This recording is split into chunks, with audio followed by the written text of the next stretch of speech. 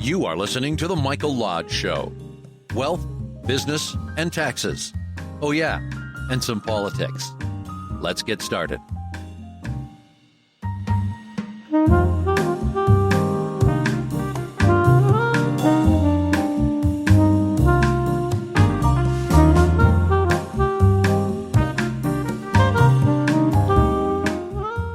It's a bright and cheery Monday morning. I hope everybody's okay. I'm not doing as many podcasts as I used to. I'm doing about 1 or 2 a week. And it's because I'm just so busy with mediation work, trying to resolve disputes and conflicts between family members, between business partners, whatever the dispute may be. Seems to be coming my way, and it has taken my attention.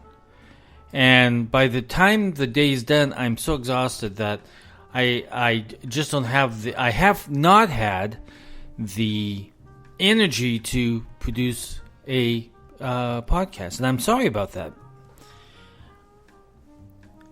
Listen, I found a new app. I'm going to talk about 2 subjects today, okay? But I found a new app. It's called Clubhouse. I don't know if you found it, but it's kind of like all the other social media outlets of Twitter and Facebook and places like that, where you come in and you have subjects that you want to discuss. But, however, you're not typing it in. What you're doing is you're literally participating. You turn the microphone on and you state your statement. But it's done very nicely, very professionally. People are not calling each other names. They're not calling you a racist, or they're not calling you a homophobe or whatever. The name calling is out, which I think is what we need more of, because it seems as though that when we enter a conversation on Twitter or Facebook or Instagram or any of those social media networks, where we're literally typing something out, it seems to give people a lot more guts to say, okay, you are such and such. And they start calling you names. On Clubhouse, you're not allowed to call names. But you're able to enter into a conversation that a lot of people need. Now, I just joined on Saturday, and so I started listening yesterday. And there was one on Israel and Palestinians together in a room discussing what's going on there. Very professionally, very nicely. One of the rooms that I did not like, because I thought just the very name of the room was kind of racist, because it said, "Ask whites tough questions." So I listened to that a little bit, and I knew exactly where it was leading towards. I knew exactly what was going on, because they really believe that in racial tones that blacks and whites should separate. I mean, that's just exactly what I heard and what I felt in that room. I didn't participate in that room because I knew I would probably say something that I'd get killed on. Because I have that ability to do sometimes, is to ask straightforward questions and then get turned on. I never make a statement, but I ask questions. And those questions, sometimes they don't understand the question, or they don't want to hear the question, and they go in another direction. Happens in mediation too. Ask the questions, and if there's an emotional tie to that question, many times people will go in another direction, and then we have to pull them back to the origination of the question and restate the question sometimes. And sometimes restate their concerns. So this morning I was listening, because you keep notifications of new themes coming up. And there's a whole bunch of themes out there. There's why people can't get married. One of the things that I heard yesterday was, the question was, why do men give 100% but women only give 30%? And I'm thinking, okay, right there at the beginning of that question of that room, you're setting a situation where you're keeping score. Now, I don't know if you've ever been in a relationship where people are keeping scores. It just does not work out. When you begin keeping score at the very beginning of the relationship, well, I'm putting in 70% and she's only putting in 10%. Well, yeah, because you're at the very beginning, you don't even know who each other are. But if you're automatically setting up a scoring system, you're going to fail miserably in that relationship. Even to this day, when people come in for mediation on divorce situations or separation, they are still comparing. I did this, he didn't do that. I did this, she didn't do that. And they're still comparing. Comparisons in a relationship does not work. It doesn't work. That's a score-keeping situation. It's not a race to the finish. It is a race to keep that marriage or relationship alive. And once you begin keeping score, it literally goes nutso. So I'm going to try out Clubhouse just a little bit longer because there's some really interesting topics in there. This morning they have a group of business people that get together and they talk about what they're going to do, what their successes are, how they motivate themselves. I think people need to listen to that, quite often because you need to get that uplifting, momentum. But don't listen to it too long. Because if you notice, if you're in some of those rooms where they're talking about success and talking about positive things, it's a repeat of a repeat of a repeat. It's a different story, but it's just a repeat of what was said in so many times. So you can only listen for so long because otherwise it's almost like this thing where you get pulled in and you just want to hear what other things are going to happen. Now, I used it this morning because I got 3 good quotes out of it that people just said that I used as my content as I was posting to Instagram and Facebook and places like that. So I got good stuff out of there. But don't listen to that too long. Now, I think it starts at 5 o'clock in the morning and runs until 10, and then it ends, 10 a.m. Because they're taking into consideration of West Coast time also. But it's a very good. You can go in there and you can create your room and you can begin your discussion. And I think it's much better because you have control of controlling other individuals of becoming too hostile. There was a religious program on last night, and of course, they were talking about once saved, always saved, or saved by works and faith. Listen, there's never an answer to that question. I remember as a child being on a Saturday afternoon having Saturday dinner with my family, and that question would always come up, and there was never an answer to it. And so they began arguing about it, and then they had to put some people in check because they were misquoting the Bible and everything else, which happens because I love the Bible tremendously.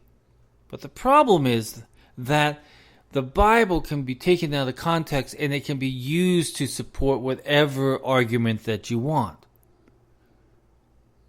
Because they only take one verse when they should have taken 13 verses that describe the whole story. But they take that one sentence, that one verse, and use it to support their argument when it's not even about that argument. It's about something totally different. So people were misquoting the scripture last night, and people were being put in check. But very nicely. No one called each other slime. No one called each other a name. They solved it by calling the individual in check, and the individual took it, and it was very well. Now, did they ever come to a conclusion of what was right? Is it salvation by faith, or is it salvation without works? They never came to a conclusion because to that question, no one at this moment knows the answer. Now, I know a lot of you are going to come back to me, well, I know the answer to that. Don't come back to me with that because you don't know the answer. Because the Bible verses there have been so confusing. Let me take that. They've been totally manipulated by people who want you to believe something, and that's probably not what God wanted. I don't think we should ever try to interpret it to be law, because then we're becoming very legalistic. God was never legalistic. He was always this individual who came to us with parables and stories to get us to understand what the true meaning was. But a lot of the Bible was written by people who were inspired and they were guided. Unfortunately, when they wrote that, and in today's society, it means something totally different because we have transformed the language. But we can go on faith that God will hear us, that He will forgive our sins. But if you could keep committing those sins, we have an issue, and that's something that we need to look at. But God will save you as long as you repent and you come back to Him and you say, God, I am a sinner. I am a sinner and I need your help every single day. So motivate me every single day to be better. So that's not my point of talk today, but I'm just telling you, in Clubhouse, that new app that I downloaded, it's really quite interesting because you have a whole gamut of discussions going on business, on startups, on religion, on sex, on marriage, on dating, on everything. It's there. It's quite interesting. So try it out and see what you think. I have a feeling for me this might be a temporary like. It may be a temporary like. Because I'll tell you something. When you're in these social media groups, sometimes it wears you out. It fatigues you because they go around and around on the same questions every single day. And we hear the same context and the same answers and everything about that issue. And we just need to walk away sometimes because it just becomes too much. And then you approach it in another direction. So what I really want to talk about, though, is this keeping score thing. I think it's highly dangerous for any relationship to begin with you keeping score of how the other person feels or what the other person does for you, what you do for that individual. Either you are in that relationship because you love that individual, and that the scoring part ends right then. Because each and every single one of you are walking into a relationship that needs time. And it needs time for each of you to develop where you stand with each other. Stop doing the score thing. Now, if you find that during the course, 3, 4, 5 dates, and you find that you feel that she's just not interested in the direction that you're going, walk away. You can still be friends. I'm not telling you to drop her as a friend or him as a friend, but walk away because it's not going in the direction that you want it to go. I'm hoping that each and every single one of you have sat down and said, okay, these are my priorities in finding a girlfriend or a mate. But you're not going to keep score. You just say, okay, yes, she believes in God. Yes, she loves to cook. Yes, she loves family.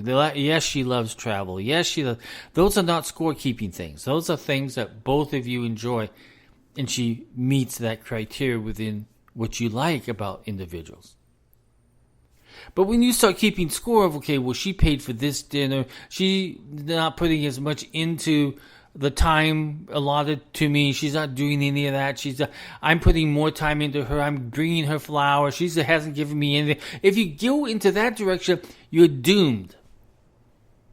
Once you start keeping score, I don't care if it's 100%, I don't care if you're giving 100% into it, because that's what you should be doing. When you get into a relationship, you're going to find that each and every single one of you has a talent. And some of you are stronger in areas that the other person is not. But you work together. And you're happy that that individual has that talent that can help the relationship or help the family. Or even help out financially. Or even spiritually. So if you go about this scorekeeping thing within a relationship, you're going to be keeping score until finally you get down to zero, and you can say, "Okay, I'm gonna stop this." Let me tell you something. The individuals who come to me for mediation on separation and divorce are still counting what the other person did. I did this in the relationship. I spent this much. I spent more time. I took more care of the kids. I did this. And it goes on because you've been keeping score all this freaking time that you've been together. And you never thought, okay, what am I doing that I do better than my husband or my wife? And whatever she does better, I'm going to compliment them and I'm going to help build them up. Instead, what you do, you start putting the other person down because the scorecard was up, it was lit, it was in your living room, and you were watching it every single day, and the score numbers begin to die off because you didn't like what the other person was doing. Because you had this selfish motive that said, I am doing so much more than the other person. Let me tell you, there are times in the marriage where things happen. And you're not going to get 100% out of that person. There may be an issue where finances are really tight, so he's got to focus on that, or she's got to focus on other things to bring in more money for the household. There may be a time where he has lost or she has lost their job. So you're not going to get 100% from that individual during that time where he needs or she needs to focus on something so that the family can survive. He's putting his 100% or she's putting her 100% in trying to focus on getting work or trying to focus on getting money, trying to focus to get their children into school, trying to focus. So their focus is on something else, but it may not be 100% on you. If it's going to be all about you and all about you keeping score, you are going to fail in every single relationship that you're going to be in. Even in the relationships that you have with your family and your friends. Well, my friend Silly, I like the word silly. My friend Silly only comes when she wants to see me. Who cares? Just be happy that she's your friend and she wants to come and see you. She has other things going on in her life. Silly is not 100% perfect. Neither are you. So if it's all about you and all about your needs, you're a very selfish person. And you're going to keep these scores, and pretty soon you're going to say, okay, the scorecard is filled. I'm no longer going to be their friend. And you walk away. I don't know how many times that I have, and you know what, I don't stop this even to this day. If a individual is in trouble, I will be there for that individual. If they are having difficult times, I am there for that individual. If they need prayer, I am there for that individual. Will I get all that stuff back? No. Do I expect to get it back? No. Do I deserve to get it back? No. Because it's about what I'm doing for that individual because I love that individual and I want that person to be okay. If it was about me, I would be saying, oh my gosh, I have done all these things for that friend and I've gotten nothing in return. Yeah, it doesn't matter. Look at God. God does a whole bunch of things for you every single day. And what do you give him in return? Stop keeping scorecards in your relationships because you're doing so much damage to yourself and to the damage to the relationship. Sometimes you're going to be giving 100%, sometimes you're going to be giving 50%. But knowing that the other person is still there, still in your life, still loving you, still willing to do their part in the relationship. There are going to be times in our lives where we are not going to be the 100% person that we need to be. Sometimes we will be at that 50%. Because things are happening around us and in us and through our lives that needs another focus in another direction, just so that we can bring the family be safe and sound and financially secure and spiritually secure. Stop doing the scorecard. This keeping score thing is a disaster I saw that and said, why are men giving 100% and why are women only giving 30%? Listen, at the very beginning, if you're going to start keeping that score, you're not going to be in a relationship. You're not even going to be in a friendship mode with that individual. Because then it becomes all about you. What am I getting out of this relationship? Now, there are some times where you can tell that an individual just is not into this relationship. And that's the time that you need to say, listen, I understand how you feel. I understand that this probably is not the relationship that you want to go in. I understand that. Be my friend still. And no matter what, I still like you. I still want you to be there. I still want you to be a friend. But we just can't take it any further into relationship status. Be honest. Always ask questions. If you want to know who an individual is, don't be afraid to ask questions. And those of you who are doing all this counting stuff, don't be afraid to answer those questions. And answer them honestly and truthfully. The only way that you're going to know about somebody is by asking questions. Listen, the first few dates, you're getting to know each other. You're getting to know about family. You're getting to know about friends. You're getting to know about their work. You're getting to know about the church they attend. You're getting to know about what organizations they're involved in, the music that they like to listen to, the foods they like to eat. The first 3 and 4, 6 dates, you are in a learning experience. You are being taught. So, what you do is you listen when you ask questions. Ask the questions that you want to know. How does your mom treat your dad? How is that relationship? How do you get along with your sisters? How do you get along with your brothers? So tell me about your work. And let them tell you about their work.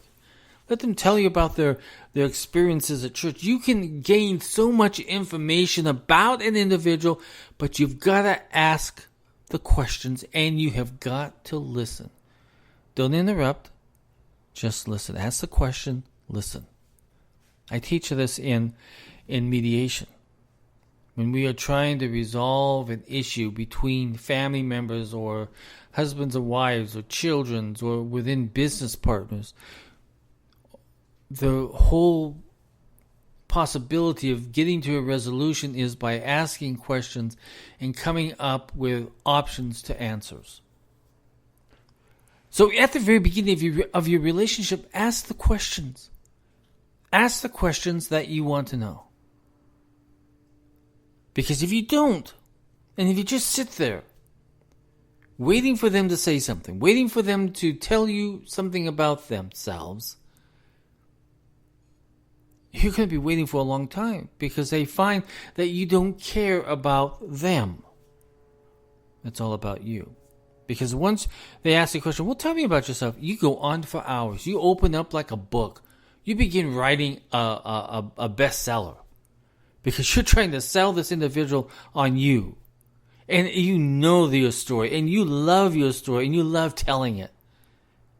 Even you love telling the bad things that have happened in your relationships. Who cares? But you know how to tell it.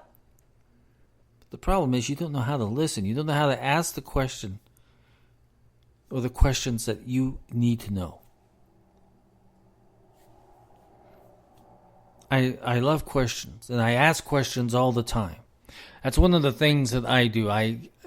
In mediation, the first thing that happens is that I give each side 15 minutes to tell me about their story.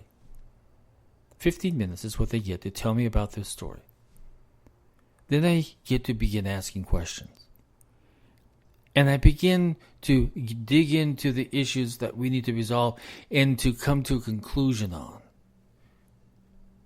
Because at the end, I've got to put together an agreement that says we have agreed on these issues.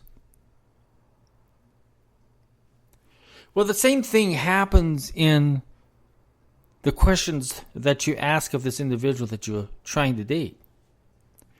those questions lead you to the answers that you need to know. And you've got to listen. Because when you listen, you can analyze the words that are being said. The sincerity, the love, the hate, the emotion. Stop keeping a scorecard in your relationship. It is no good. Listen, I see so many of you when you come to mediation, when you're trying to separate and you're still keeping that scorecard, and that scorecard is what has destroyed your relationship. Because when you could not communicate with each other. You could not appreciate the other individual for what they were doing. Stop keeping a scorecard. That's all I ask. It's a very simple request. Because when you come to me, I'm hoping that you have given some thought as to why this relationship ended. Because you were so selfish on your side that you started keeping a scorecard. And the other person lost the game. And you lost the game.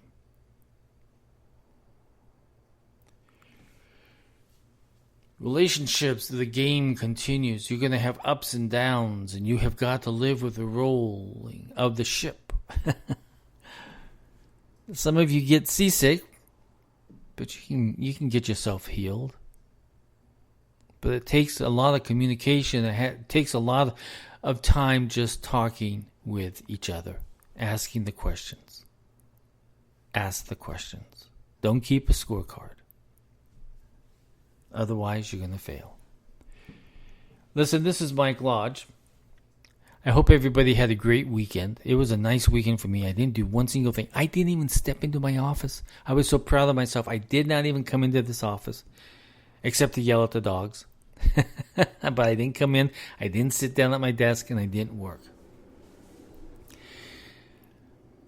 I love life. I tell you, I truly do. And I love getting up on Mondays, especially because I know I have the whole week to do something outstanding. And so do you. So let's do it. Let's get up and let's do something great today. And let's do something great for somebody else. We have a friend out there. We have a relative or a sister or a brother or a cousin or a coworker that has had some tough times. You know what? Treat them. Treat them for lunch. Treat them for a cup of coffee. Tell them, hey, listen, if you ever need to talk, I'm here to listen. I'm here to listen. Let's do something good today for somebody else. I love that part of life when you can do something good for someone that really needs it. And it's the small things that really count. Not the big, grandiose things. The small things. The time it took for you to sit down and listen. Best gift ever. Listen, if you like my podcast and if you would like to help me out, go to www.buymeacoffee.com/Michael Lodge. Again, it's www.buymeacoffee.com/Michael Lodge. If you want to send me a question or a comment, I like comments too, send it to info@lodge-co.com. Listen, everybody, go out, have a great day. I will talk with you very soon. Bye-bye.